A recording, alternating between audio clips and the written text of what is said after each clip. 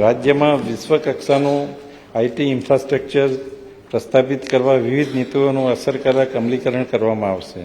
Incubators, startups અને ખાનગી એકમોને પ્રોત્સાહિત કરીને રાજ્યમાં આઈટી ક્ષેત્રને વધુ વેગ આપવામાં આવશે.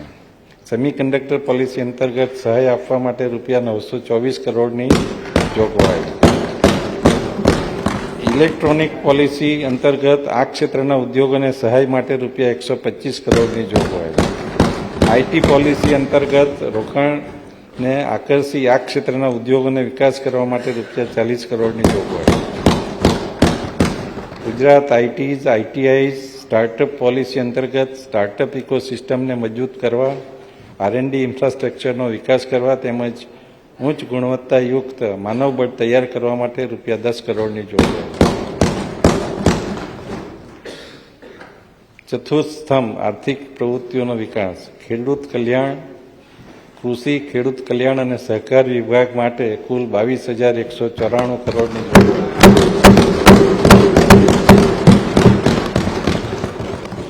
અન્નદાતાઓની સમૃદ્ધિ માટે ઉત્પાદકતા વધારવા અને પાકોનું મૂલ્યવર્ધન કરવા અમારી સરકાર કૃત સંકલ્પ છે. કૃષિ સંશોધન ક્ષેત્રે કેસર કેરી, ભાલિયા ઘઉં બાદ કચ્છની ખારેકને જીઆઈ ટેગની માન્યતા મળી છે.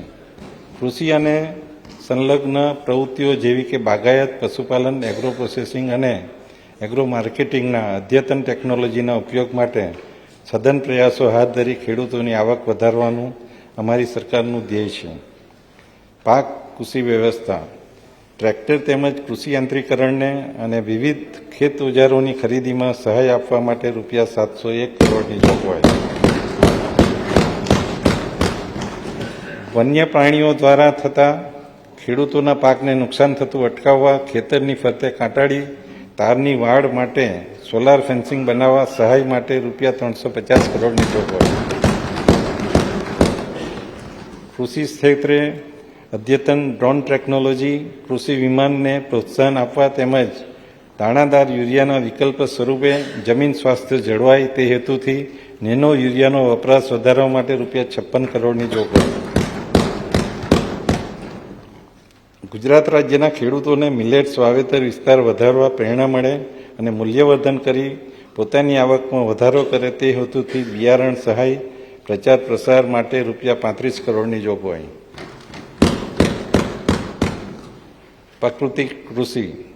ગુજરાત પ્રાકૃતિક કૃષિ વિકાસ બોર્ડ તથા પ્રાકૃતિક કૃષિના વ્યાપ વધારવા વિવિધ યોજનાઓ મળી કુલ 168 કરોડની જોગવાઈ. પ્રાકૃતિક ખેતી કરતા ખેડૂતોને દેશી ગાયના નિભાવ ખર્ચ માટે સહાય આપવા ₹199 કરોડની જોગવાઈ. બાગાયત.